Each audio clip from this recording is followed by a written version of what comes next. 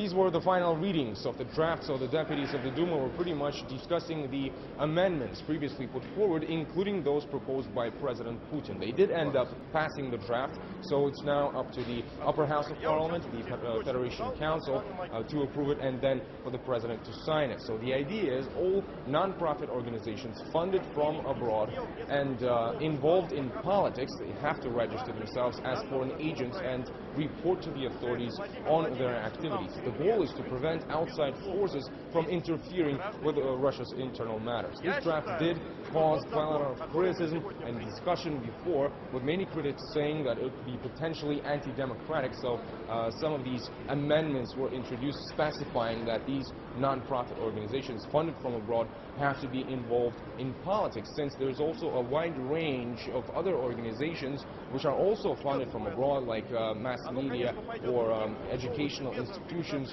businesses, and so on, which can't be affected by this draft. The initiators say that it's simply a matter of protecting national interests and really of national security, and a similar practice is being used for years in the West, as my colleague Galina Chichikan explains.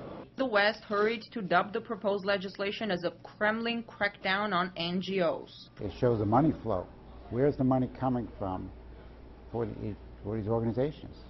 So you get transparency, you get regulation, you get some monitoring of their activities.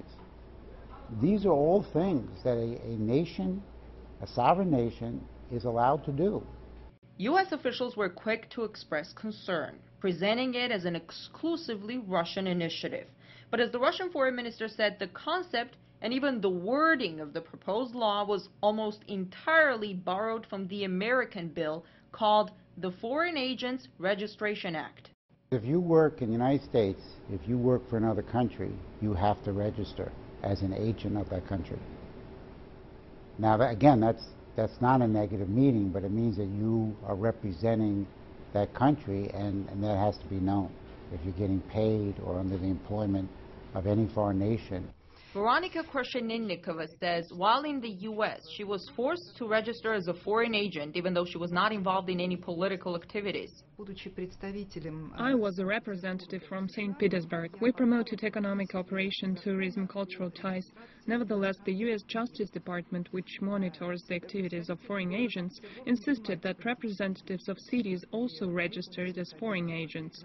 Our version of the law doesn't even include non-political actors like that.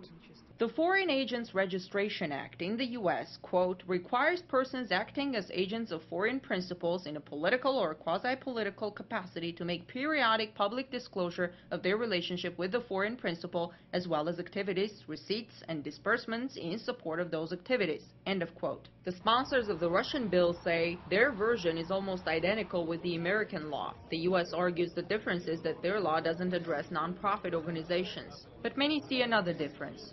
The U.S. doesn't have thousands of foreign organizations which work to change its constitution, to change its leadership.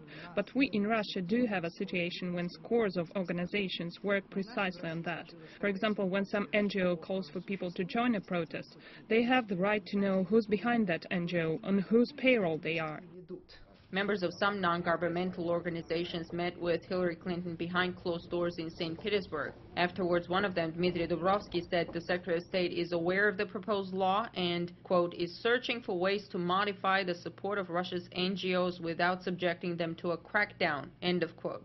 When we say non-governmental organizations, many of these organizations are government funded, right? So they get some of their funding from the government of the United States anyway. So, and if she's saying that, then they certainly do, and they're certainly going to either get it overtly, and maybe she's hinting at covertly, I don't know. Many of the NGOs in Russia which get their financing from abroad preach openness and transparency, and the sponsors of this Russian bill argue it only makes sense that they themselves are subject to the same principles of transparency. I'm Ganesh Chakyan in Washington, RT.